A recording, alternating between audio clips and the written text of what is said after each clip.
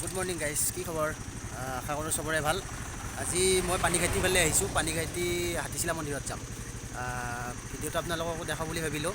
চাই থাককচোন কি কৰোঁ আমি, আৰু ভাল হ'ব ভিডিঅ'টো, চাই থাকক। এয়া চাওক, আমি এতিয়া ৰাস্তাৰে গৈ আছোঁ আৰু গৈ থকা খালি ট্ৰেইন চলি আছে।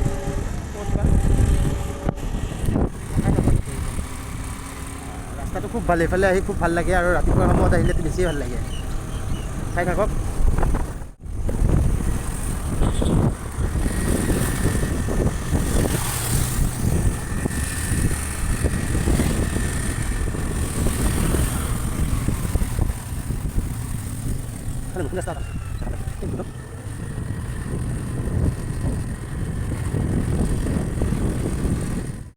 আমি অকণমান সময় হ'ল ৰখি আহিলোঁ, মানে কি এই ৰেল ক্ৰচিঙত ৰেল এখন আহি আছিল। 10 মিনিটমান তাতে ৰখিলোঁ।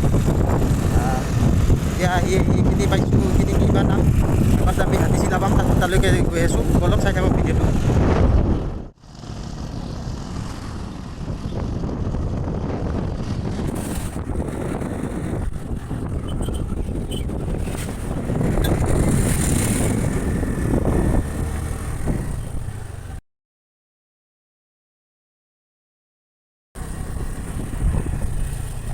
চাওক, আমি আহি এইফালে হাতীচিলা ফালে সোমাই দিলোঁ। এইটো ৰাস্তা হাতীচিলা ফালে। চাই থাকক, ভিতৰলৈ গৈ আছোঁ আমি সোমাই।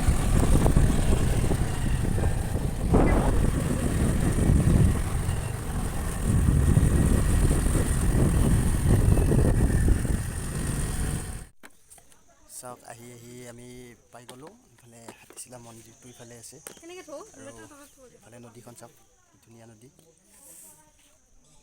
ব্ৰহ্মপুত্ৰ। চাই থাকক, আমি ভিতৰলৈকে যাম। আপোনালোকে আমাৰ লগত যাব পাৰিব, দৰ্শন কৰিব পাৰিব মন্দিৰত।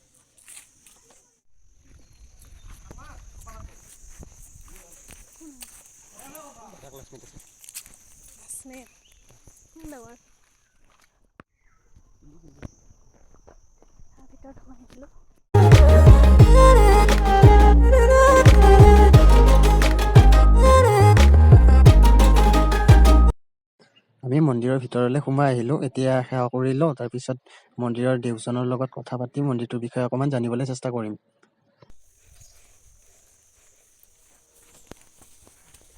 উৎপত্তি কিমান চনত হৈছিলে, কেনেকৈ হৈছিলে, বা কিহৰ কাৰণে মন্দিৰটো বিখ্যাত, সেইখিনি কথা আপুনি কথাটো কৈ দিয়ক। এই মন্দিৰটো কিমান চনত উৎপত্তি হৈছে এতিয়ালৈ কোনোৱে নাজানে। আৰু তোমালোকে তুমি যে এই বস্তুটো লৈছা, হাতীচিলা গণেশ মন্দিৰ, এই হাতীচিলাটো এইটোৱেই হ'ল হাতীচিলা। চাই লোৱাচোন ওপৰত, এইজনে হাতীচিলা। ইয়াৰ মানে পূৰ্বপুৰুষৰ পৰা মই শুনা মতে তেওঁলোকে কৈছিল যে হাতীয়ে পানী খাব আহি ইয়াতে শিলামূৰ্তি হৈ ৰৈ গ'ল।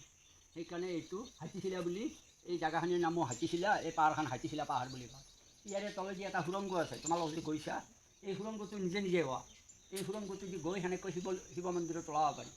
ইয়াত বছৰত তাৰমানে ডাঙৰকৈ গণেশ পূজা পতা হয়, সৰস্বতী পূজাৰ আগদিনা। সিদিনা 4-5 হাজাৰ মানুহ হয়, আৰু যিমান মানুহ হয় চবকে ভোগ প্ৰসাদ খুৱাই ইয়াত মানে ডাঙৰকৈ পূজা পতা হয়। আৰু শিৱৰাত্ৰি শিৱ পূজা কৰা হয়, শ্যামা পূজাৰ দিনাখনে কালী পূজা কৰা হয়। ইয়াত প্ৰত্যেকটো পূজাই হয়, আৰু প্ৰতি মাহে পূৰ্ণিমাৰ দিনা ইয়াতে নাম কীৰ্তন ধৰি পূজা পাঠ কৰা হয়। আৰু এনে নিত্য ইয়াত সদায় পূজা হয়, আৰু সদায় 12টা বজাত ভোগ দিয়া হয় প্ৰত্যেক দিনে। আৰু ৰাতিপুৱাৰ ভাগত বুট প্ৰসাদ ফল মূল যি থাকে আৰু সেনেকৈ ইয়াত সদায় নিত্য পূজাটো কৰা হয়। এই গণেশ বাবাৰ সন্মুখত তাতে তলত তুমি দেখিছা কিজানি ডাঙৰ চাকি এটা আছে পিতলৰ, সেই চাকিটো সদায় ৰাতি দিন জ্বলাই ৰখা যায়। আৰু ইয়াৰ পৰা গৈ সেই ৱালখনৰ কাষতে যিটো ডাঙৰ শিল আছে, তাৰে তলত অলপ শিলালিপি লিখাই আছে। অঁ, সেই শিলালিপিখিনি আজিলৈ কোনোৱে পঢ়িব পৰা নাই। আৰু মই শুনা হিচাপে এটা কথিত আছে যে সেই শিলালিপিখিনি যোনে পঢ়ি প্ৰকাশ কৰিব পাৰিব, এই শিলটোত এখন দৰ্জা আছে শিলৰে, সেই দৰ্জাখন খোলা যাব। আৰু তাত কিছুমান মানে বস্তু থকা বুলি কয়, কিন্তু কিমান দূৰ সত্য আৰু ময়ো নাজানো। গতিকে মই ইয়াত অহাৰ মাত্ৰ 24 বছৰ, মই 24 বছৰ আছোঁ। এই 24 বছৰ মই আহি দেখা পাইছোঁ গোটেই জংঘল হৈ আহিছে। তাৰপিছত লাহে লাহে কাটওঁতে অলপমান মুকল হ'ল। তেতিয়া মানুহৰ সমাগম হয়, আৰু এইটুকুৰ মানে পিকনিক প্লেচ আছিল। ইয়াত বহুত মানুহ হয় পিকনিক খোৱাৰ কাৰণে, আৰু এনেও সদায় মানে যাত্ৰী কম বেছি পৰিমাণে সদায় হয়। আৰু এইটো চোৱাৰ কাৰণে বহুত দূৰ দূৰান্তৰ পৰা মানুহ আহে, আহি এইটো চাই বা তলেদি সোমাই যায়। এইখিনি মই যাম। অলৌকিক কাহিনী জড়িত হৈ আছে নেকি? এই মন্দিৰটোৰ অলৌকিক কাহিনী ময়োতো দেখা নাই, কিন্তু মই শুনা পাইছোঁ ইয়াৰ পৰা কামাখ্যালৈ এটা কিবা সুৰংগ থকা বুলি কয় তলে তলে, কিন্তু কিমান দূৰ সত্য নাজানো, থকা বুলি শুনিছোঁ। আৰু ইয়াৰে যিবিলাক পাথৰ আছে এই পাথৰবিলাক কাটা চিন আছে, আৰু এই পাথৰবিলাক কাটি পেলাই টুকুৰা টুকুৰি কৰি লৈ যায় নৰকাসুৰে মানে কামাখ্যাত সেই চিৰি বনাইছে, ইয়াৰ পৰা লৈ যোৱা। আৰু সেইবিলাক ফটো তুমি তুলি লৈ যাব পাৰিবা, যাই দেখুৱাব পাৰিবা। সেইবিলাক ফটো আছে, মানে চিন আছে, চিন যি কাটি কাটি টুকুৰা টুকুৰি কৰি লৈ গৈছে, বা দুই এক টুকুৰ পৰিও আছে পিছ হৈ। এইবিলাক নৰকাসুৰে লৈ গৈছিল বোলে, যাই পেলাই কামাখ্যাত মানে সেই চিৰি বনোৱাৰ কাৰণে ইয়াৰ পৰা লৈ গৈছে। আৰু ইয়ালৈ মানে এটা সুৰংগ থকা বুলি কয়, কিন্তু কিমান দূৰ সত্য আৰু সেইটো নাজানো। এইটো চাওক, ইফালে সুৰংগটো ওলাই গৈছে। মই ভিতৰত গৈ আছোঁ, অকলে অকলে বিৰাট আন্ধাৰ, অকলে ভয় লাগে সোমাব। দিনতে ইমান আন্ধাৰ, ইয়াত একদম ৰ'দৰ মানে পোহৰ নপৰেই ভিতৰত। টৰ্চ লাইট নহ'লে এইফালে আহিবই নোৱাৰি, অকণমানৰ কাৰণে নকৰিলোঁ। এইটো চাওক, ইফালে ওলাই গৈছে, ইফালে এইটো শিৱ মন্দিৰ, ডাঙৰকৈ শিৱলিংগ এটা আছে, ইফালে ওলাই গৈছে। এইটো চাওক, ইফালেৰে আমি ইফালে ওলাই আহিলোঁ, মই আহিলোঁ ইফালেৰে।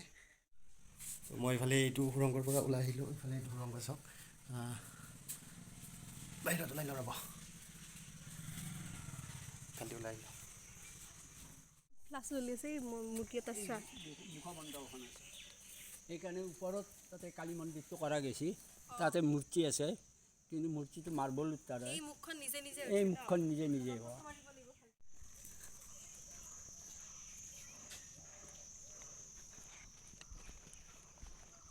ধৰাচোন, থেংক ইউ।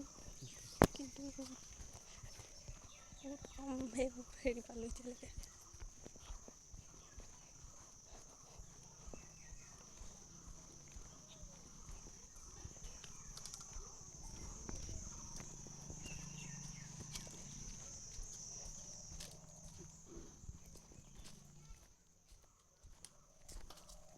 এইখিনি শিলালিপি, এই ধূলি চুলি পৰি মানে হেৰি হৈ আছে। শুনাব পাৰে তেনেহ'লে এইখন দৰ্জা, এই দৰ্জাখন খোলা যাব। ইয়াতে বহুত হীৰা মুকুতা থকা বুলি কয়, এতিয়া সত্য না অসত্য আৰু সেইটো নাজানো। কাটি পেলাই টুকুৰা টুকুৰি কৰা, এইবিলাক চেনি দি কাটা চিনি আছে, ওপৰতো আছে সেইবিলাক। এইবিলাক কাটি পেলাই লৈ গৈছিল বোলে ইয়াৰ পৰা নৰকাসুৰে, কামাখ্যাৰ এই চিৰি বনাইছিল।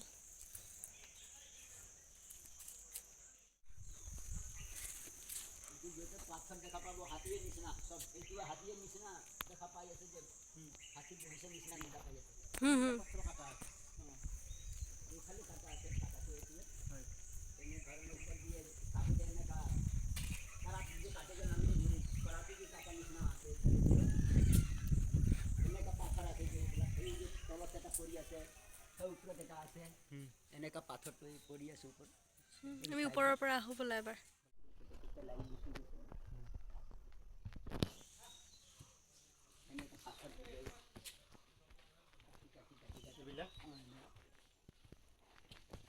খালি সুৰংগ আছে নেকি? পানী আহে, এইবিলাক পানী হেৰি চাইডে চাইডে পাথৰটো পানী অহাৰ কাৰণে এই নহয়। এইফালে আগতে আছিল নেকি ৰাস্তা? ন ৰাস্তা নাছিল, সেইটো মানে পানী।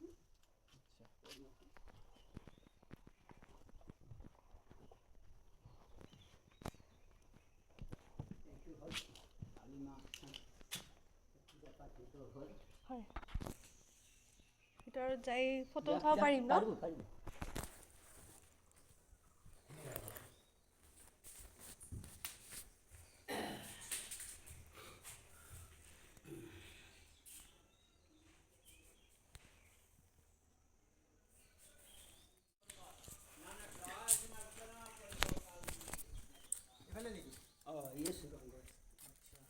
এইটো সুৰংগ।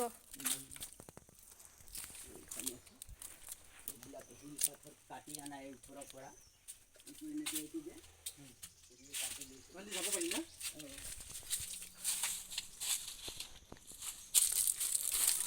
গোটে গোটে কাটি পেলাই দিছিলে। একদম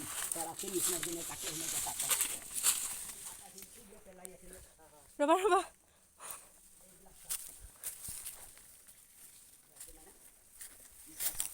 নামিব নোৱাৰিম পাৰিবা কেৱল বাঁহৰ পাতত ধৰি নিদিবা ৰ'বা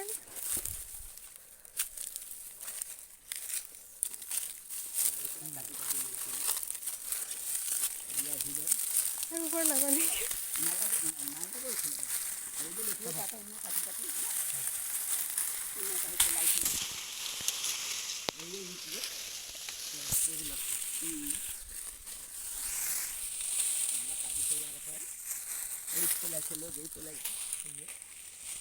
এইটো নাওকা হ'ল এইটো আগৰ সময়টো এইটো হেৰি নাও দৰে অঁ ওপৰ মাথা আধাটো মাটি দিছে আধাটো থিয়া আছে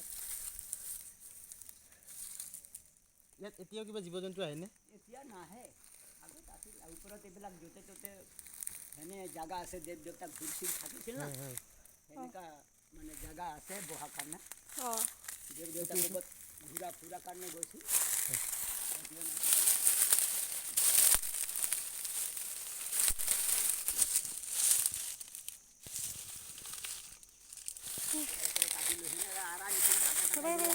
পাথৰ কাটি কাটি এনে এৰা আছে এইবিলাক চব কি ভেৰাইটি জ্বলিব ইয়াতে জুই লগাই দিয়ে নেকি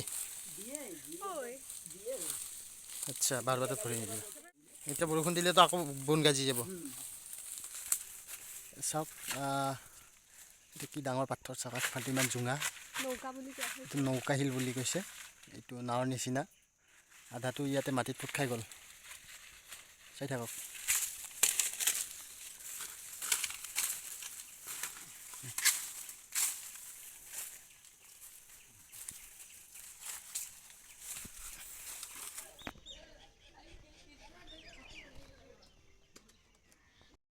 এইলৈ আমি মন্দিৰৰ পৰা আপোনালোকে ভিডিঅ'টো চাই কেনে পালে জনাব যদি ভিডিঅ'টো চাই ভাল পালে তেতিয়াহ'লে লাইক কমেণ্ট শ্বেয়াৰ কৰিব আৰু নতুন নতুন ভিডিঅ' পাবৰ বাবে চেনেলটো ছাবস্ক্ৰাইব কৰিব নাপাহৰিব আৰু তাৰ ভিডিঅ'টো চাই ভাল পালে লাইক কৰিব শ্বেয়াৰ কৰিব আৰু কমেণ্ট কৰি জনাবলৈ নাপাহৰিব আৰু এনেকুৱা নতুন নতুন ভিডিঅ' পাই থাকিবলৈ বেল আইকনটো প্ৰেছ কৰিব আহিব লাগে ন'টিফিকেশ্যন